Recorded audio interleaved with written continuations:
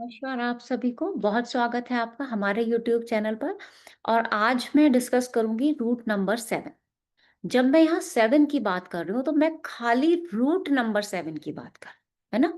मैं destiny number की बात नहीं कर रही हूँ। और प्रीवियस वीडियोस अगर आपने 1 से 6 तक की देखी होंगी तो रूट नंबर क्या होता है, डेस्टिनी नंबर क्या होता है, वो आपको इजीली समझ में आ जाएगा। जो लोग नए हैं तो पहले प्लीज प्रीवियस वीडियोस देख के आइए। हमेशा मैं कहती हूँ कि खाली रूट नंबर आपका ना तो भविष्य तय करता है, ना ही आपका पूरा नेचर बताता है। पूरा नेचर आपकी ग्रिड बताती है, लेकिन 40 से 50% तक आपका बेसिक नेचर रूट नंबर बताता है। और ऐसा भी नहीं है कि डेस्टिनी आपकी 30 साल के बाद एक्टिव हो जाएगी तो आपका रूट नंबर का इफेक्ट खत्म हो जाएगा। कभी भी खत्म नहीं होगा, लाइफ लॉन्ग खत्म नहीं होगा। ये जो पढ़ाया जाता है ये बहुत गलत पढ़ाया जाता है। बेसिक नेचर इंसान का कभी नहीं बदलता। उस पे पढ़ते चढ़ती जाती हैं दशाओं की, डेस्टिनी की, देश काल परिस्थिति की। व्यवहार में थोड़ा बहुत चेंजेस आ सकता है, कंप्लीटली चेंज आना बहुत बहुत बहुत मुश्किल होता है। ठीक है, तो सबसे पहले ये समझना होगा। एक छोटी सी इश्यूज भी है, कमेंट भी आया था डेस्टिनी नंबर के ऊपर। शायद उन्होंने न्यूमेरोलॉजी सीखी होगी तो शायद उनको कहीं से पता चला होगा कि जो हमारा डेस्टिनी नंबर होता है, अ, अगर कोई काम नहीं करता है, क्योंकि डेस्टिनी नंबर को करियर से जोड़ के देखा जाता है। अगर कोई हाउसवाइफ है, वो कोई काम ही नहीं कर रही, तो क्या उसका डेस्टिनी नंबर कभी एक्टिव ही नहीं होगा? तो मैं तो पहले ही कहती हूँ कि रूट और डेस्टिनी दोनों को मिला के प्रिडिक्शन करना चाहिए। ना कोई नंबर कभी एक्टिव होता है, ना कोई नंबर कभी सोता है। कोई ग्रह सोता या जागता नहीं है कभी भी। जब उनकी दशाएं आती हैं तो उनका इफेक्ट आता है। थ्योरी बहुत सिंपल है ना। तो जहां से भी आपने पढ़ा होगा भाई, अपने टीचर से सवाल किया होता ये। आगे मैं बता देती हूँ आपको। मेरा मानना ये है कि 30 के बाद डेस्टिनी एक्टिव होगा, ये बिल्कुल नहीं है। अगर कोई काम नहीं करता है और बचपन से ही उसकी मान लेते हैं भाग्येश की दशा आ जाए, डेस्टिनी नंबर की दशा आ जाए, तो क्या होगा? इसका मतलब उसके उस नंबर का फल उसके माता पिता को मिलेगा, उसके पेरेंट्स को मिलेगा। मान लेते हैं उसका डेस्टिनी नंबर 7 है, 7 की उसकी दशा आ जाती है। जो लोग न्यूमेरोलॉजी जानते हैं वो इसको अच्छे से समझेंगे। 7 की दशा आ जाती है तो ये तो भाग्य आया।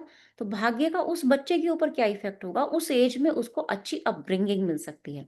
बाकी देगा कौन? उसके माता पिता। इसका मतलब उसके माता पिता की भी तो कहीं ना कहीं ग्रोथ होगी, क्योंकि वो उनके थ्रू उसको मिल रहा है। तो यहाँ ये थोड़ा सा डिफरेंशिएट आपको समझना होगा। अब आते हैं रूट नंबर 7 की बात करते हैं। रूट नंबर 7 क्या होता है? तो चलो मैं स्क्रीन शेयर करके पढ़ा देती हूँ आपको, है ना। पढ़ा देती हूँ मतलब समझा देती हूँ। ये क्योंकि मैं क्लासेस में ऐसे ही स्क्रीन से समझाती हूँ तो आपको भी समझ में आएगा। रूट नंबर 7 मतलब अगर आपका जन्म किसी भी महीने की 7 तारीख को, 16 तारीख को या 25 तारीख को हुआ है। 7 मतलब 7 हो ही गया, 16 सिंगल करेंगे 7 होगा, 25 सिंगल करेंगे 7 हो जाए। रूट तो 7 ही बनेगा, लेकिन कोई रूट 7 16 से मिलकर बना है, कोई रूट 25 से मिलकर बना है, तो बिहेवियर कंप्लीटली अलग हो जाएगा। इसीलिए हर 7 तारीख को पैदा होने वाला इंसान सेम हो ही नहीं सकता। इस 7 तारीख को भी अगर 10 लोग पैदा हुए हैं तो भी वो अलग होंगे। ग्रिड सेम होगी तो भी प्रिडिक्शन अलग होगा। कैसे होगा वो तो क्लासेस में समझाया जाता है, तो आप ज्वाइन करेंगे तो जरूर समझ पाए। 7 नंबर को अगर आप देखोगे, एक सीधी लाइन है, सीधी सीधी सीधी सीधी। आपने किसी को ऑर्डर दिया भाई तुमको ऐसे ऐसे सीधा चलना है, उसने कहा नहीं, क्यों चलूंगा, मेरा अपना रवैया है, मैं तो ऐसे चलूंगा। समझे? सीधी लाइन, लेकिन उसके बाद स्लांट लाइन आ गई। पहले इसका लॉर्ड देख लेते हैं। 7 नंबर को न्यूमेरोलॉजी में केतु से देखा जाता है ना। यानी इसका जो रूलिंग प्लैनेट है वो कौन हो जाएगा? वो केतु हो जाएगा। अब अगर मैं आपको अपनी ग्रिड बना के दिखाऊं, वैदिक न्यूमेरोलॉजी की जो ग्रिड बनती है वो कुछ इस तरह से बनती है। और उस ग्रिड में मिडल में केतु का नंबर आता है, यानी 7 नंबर बिल्कुल बीच में आता है। अब देखो जो बीच में है उसके ऊपर भी बराबर ग्रिड आपको दिख रही है, नीचे भी दिख रही है, साइड भी दिख रही है, इधर राइट लेफ्ट भी दिख रही है। बीच वाला नंबर क्या करता है? वो आपकी ग्रिड को संभाल के रखता है। तो केतु क्या करता है आपकी लाइफ में? 7 नंबर क्या करेगा, या हो या ना हो उससे कोई फर्क नहीं पड़ता। एक तो ये बड़ी मिसअंडरस्टैंडिंग है कि 7 नंबर है ही नहीं तो हमारे तो भाग्य ही नहीं। अरे बहुत गलत बात है भाई। जहां से भी पढ़ते हो वहीं डाउट अपने क्लियर किया करो सबसे पहले। टीचर होते किस लिए हैं? आप पूछो उनसे। तो मेरे पास बहुत ज्यादा कमेंट आते हैं तो आप पहले अपने टीचर से पूछो, मैं तो बता ही दूँगी, मुझे पता है कैसे। हम हमारी क्लासेस में मैं पढ़ाती ही नहीं हूँ इस तरीके से कि नंबर है या नहीं है तो उसका क्या इफ़ेक्ट होगा। आप ग्रह को कहीं अपने चार्ट से भगा नहीं सकते हो, दिख नहीं रहा है वो अलग बात है, ठीक है? तो केतु क्या करेगा, मिडल का नंबर है, बीच का नंबर है, यानी वो आपके लाइफ की प्रैक्टिकैलिटी और आपके इमोशनल प्लेन को बैलेंस करके चल रहा है। और यही तो हमें लाइफ में ज़रूरत होती है कि हमारा इमोशनल, मटीरियलिज्म, प्रैक्टिकैलिटी तीनों अगर बैलेंस हो जाए तो लाइफ कितनी अच्छी हो गई, है ना? इसकी ही ज़रूरत होती है। अब 7 नंबर को थोड़ा-सा समझ लेते हैं। देखो, केतु बताता है किसी न किसी स्किल को। स्किल क्या हो सकती है? स्किल कुछ भी हो सकती है। हम अकल्ट साइंसेस सिखा रहे हैं, ये भी एक स्किल हो सकती है। कोई खाना बना रहा है, वो भी एक स्किल हो सकती है। कोई गेम्स में बड़ा अच्छा कर रहा है, क्रिकेट खेल रहा है, वो भी एक स्किल हो सकती है। तो कोई ना कोई स्किल को 7 नंबर बताता है। तो जो 7 नंबर वाले होते हैं, जनरली उनकी ये हैबिट होती है कि वो कुछ ना कुछ नया सीखें।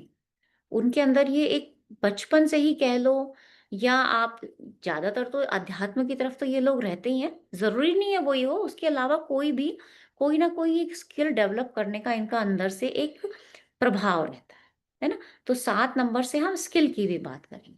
स्वभाव की बात करें तो ये थोड़ा-सा इरिटेटेड से लोग होते हैं। क्यों होते हैं? मैंने आपको फॉर्मेशन बताई, सीधे चलना है, लेकिन चलना अपने हिसाब से है। कोई इन्हें ऑर्डर नहीं दे सकता। और ना ही ये किसी का ऑर्डर सुनेंगे।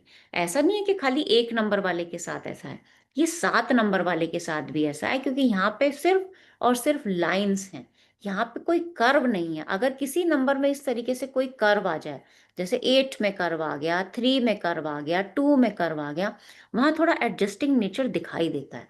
लेकिन 7 नंबर में एडजस्टिंग नेचर नहीं दिखाई देता, तो दूसरे लोगों से थोड़ा डिफरेंट इनका बिहेवियर होता है। सामने वाला इनके बिहेवियर को समझे, ये तो पॉसिबल ही नहीं है ना? जल्दी ज़रूरी नहीं है कि वो इनके बिहेवियर को समझ पाएँ। ये लोग बहुत ज़्यादा ना, इनको आप ये बोल सकते हो कि जैसे एयरी हैंड होता है ना, उनकी क्वालिटीज़ इनसे काफ़ी मिलती हैं। कहने का मतलब ये है कि ये, अगर सीधी भाषा में बोलूँ तो बाल की खाल निकालने वाले इंसान होते हैं ये। इनको हर चीज़ अपने ही तरीके से चाहिए, इसीलिए इनको हम रिसर्च ओरिएंटेड भी बोलते हैं, या फिर ये रिसर्च का नंबर भी हो सकता है, ट्रैवलिंग का नंबर भी हो सकता है, और आपका टेक्निकल साइड का नंबर भी हो सकता है। रिसर्च का मतलब होता है, रिसर्च करने में आप क्या करते हो, किसी चीज़ की खोज करते हो। जब आप कोई स्किल सीखते हो तो आप क्या करते हो, आपके अंदर धैर्य भी होना चाहिए, और आप किसी चीज़ की खोज करके ही स्किल सीखोगे, उसमें टाइम भी लगेगा। तो ये सारी क्वालिटीज़ इनके अंदर हो सकती है ना? और जब रिसर्च कर रहे हो तो घर परिवार में कैसी रिसर्च करोगे? आप शकीन इंसान हो सकते हो, आप बाल की खाल निकाल सकते हो, आप कहीं का कहीं बातों को लेके जाके सोच सकते हो, है ना? तो ये सारी चीज़ें इनके साथ हो सकती हैं। सबके साथ मेल-मिलाप हो जाए इनका, ये ज़रूरी नहीं है। थोड़े से अलग-थलग से रहने वाले लोग होते हैं। इनको ज़्यादा घुलना-मिलना पसंद नहीं होता। हाँ, सोशल डेवलपमेंट के लिए काम ज़रूर करेंगे ये, क्योंकि ये अपने साथ सबका विकास, जैसे एक नारा भी है हमारे देश का, तो सबका साथ और सबका विकास, है ना? तो ये वो वाले लोग होते हैं। अगर राजनीति में जाएँगे, तो ये बिल्कुल एकदम प्योर हार्ट इनका होता है, तो उस तरह से ये राजनीति को सबके विकास के लिए लेके जाएँगे। इमेजिनेशन पावर बहुत अच्छी हो सकती है, इनकी इंट्यूशन बहुत अच्छी हो सकती है, क्योंकि अध्यात्म का नंबर है और गहराई लिए हुए है ये नंबर। तो इंट्यूशन कहाँ से आती है? जब धीरे-धीरे आप चीज़ों को गहरा करके सोचने लगते हैं, समझने लगते हैं, तो वहाँ से इंट्यूशंस आनी स्टार्ट हो जाती हैं। जनरली पेट से संबंधित समस्याएं इनको हो सकती है, लेकिन पूरी ग्रिड देख के ही हम बताएंगे। अकेला 7 नंबर के बेसिस पे हम इतना बड़ा प्रेडिक्शन नहीं देंगे। हाँ, एंग्जाइटी इशू हो सकता है, क्योंकि आपके अकॉर्डिंग काम नहीं होगा, आपको बात बात पे पूछताछ करनी है। इसको हम क्यों का नंबर बोलते हैं, ऐसा क्यों, है ना? इनके हर बात में क्यों होता है। अपने तरीके से अगर ये आपसे प्रेडिक्शन भी लेने आए ना, कंसल्टेशन भी लेने आएँगे, तो इनके सवाल ही खत्म नहीं होते हैं। एक ही सवाल को हर दूसरे दिन ये रिपीट कर सकते हैं।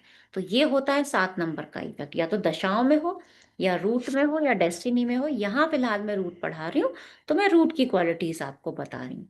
इनस्टेबिलिटी, इसको हम भाग्य का नंबर भी बोलते हैं और अभाग्य का नंबर भी बोलते हैं। अब आप कहोगे तो दोनों चीज़ बिल्कुल उल्टी हो गई है, भाग्य और अभाग्य। बिल्कुल, तो ये डिपेंड करेगा कि आपके ग्रिड में वो क्या रोल प्ले कर रहा है। 7 नंबर भाग्य होगा ज़रूरी नहीं है, 7 नंबर बहुत बड़ा अभाग्य का नंबर भी हो सकता है। तो ग्रिड में मल्टीपल नंबर है, ट्रिपल नंबर है, किसके साथ क्या कनेक्शन बना है, उससे पता चलेगा कि ये भाग्य दे रहा है आपको या अभाग्य दे रहा है। और भाग्य का मतलब जनरली लोग पैसे से जोड़ लेते हैं, मत देखिए पैसे से, पैसे के अलावा भी बहुत सारी चीजें हैं दुनिया में। तो भाग्य का नंबर आपको उसी लाइफ में और बेटर अपने लाइफ को बनाने की अपॉर्चुनिटीज देने का नंबर भी होता है ना। खाली धन से ही सब कुछ थोड़ी होता है, हाँ होता है, आपको अच्छी अपॉर्चुनिटीज मिल सकती हैं, लेकिन बाकी चीजें भी होती हैं जो भाग्य से प्राप्त की जा सकती हैं। बॉर्न लकी इन लोगों को बोला जाता है, लेकिन तभी जब ये ग्रिड में सिंगल होगा, मल्टीपल होते ही या भाग्य का नंबर हो सकता है।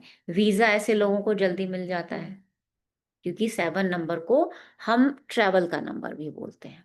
तो ये एक छोटा सा आउटलुक था 7 नंबर को समझने का। 7 नंबर को अगर मैं अकेले समझाने बैठूं तो मेरी पूरी एक क्लास, हर नंबर पर एक क्लास निकल ही जाती है, तो 9 दिनों में तो 9 नंबर ही खत्म होते हैं। उसके बाद फिर बड़ा लंबा प्रोसेस है न्यूमेरोलॉजी समझने का। न्यूमेरोलॉजी जो मैं पढ़ाती हूँ थोड़ा सा बता देती हूँ। 4 महीने का कोर्स होता है, कंप्लीट कोर्स है, बेसिक एडवांस मास्टर्स, जो आपको बाहर मार्केट में 3-3 4-4 पार्ट्स में मिलेगा। कंप्लीट कोर्स कराया जाएगा। कितना प्रिडिक्शन कर सकते हो? मैरिज और चाइल्ड बर्थ को छोड़ के सारे प्रिडिक्शन कर लोगे, कोई भी प्रिडिक्शन ऐसा नहीं है। मैरिज और चाइल्ड बर्थ, जिसके अभी टाइमिंग टाइमिंग की बात कर रही हूँ मैं, डाइवोर्स वगैरह आप आराम से प्रिडिक्ट कर लोगे, हेल्थ बच्चे की कर लोगे आराम से प्रिडिक्ट। सिर्फ टाइमिंग नहीं बता सकते यहाँ पे, मैरिज और चाइल्ड बर्थ का, जॉब लगेगी, प्रमोशन होगा, करियर और आपका धन हानि, धन लाभ, एजुकेशन, सब बता दोगे। हर चीज का टाइमिंग बता सकते हो, ट्रैवल का टाइमिंग बता सकते हो, कितना 5 दिन तक आप पहुंच जाओगे आराम से, और ज्यादा मेहनत करोगे तो डे टू डे भी बता सकते हो। तो बहुत आसान है प्रिडिक्शन करना, न्यूमेरोलॉजी के अकॉर्डिंग भी और एस्ट्रोलॉजी में कोई बहुत मुश्किल बात नहीं है। जिनको भी वैदिक एस्ट्रोलॉजी में भी प्रिडिक्शन करने में कोई दिक्कत आ रही हो, आप कमेंट में बता सकते हैं, और जहां तक होगा सॉल्व करने की मैं कोशिश करूंगी जितना मुझे आता हो, है ना। ऐसा नहीं है कि मैंने सारा पढ़ लिया, अभी भी प्रोसेस चल रहा है पढ़ने का, चलता ही रहेगा तमाम उम्र। तो जितना हो सकेगा उतना मैं कोशिश करूंगी बताने का। आज के लिए इतना ही रखते हैं, बहुत धन्यवाद।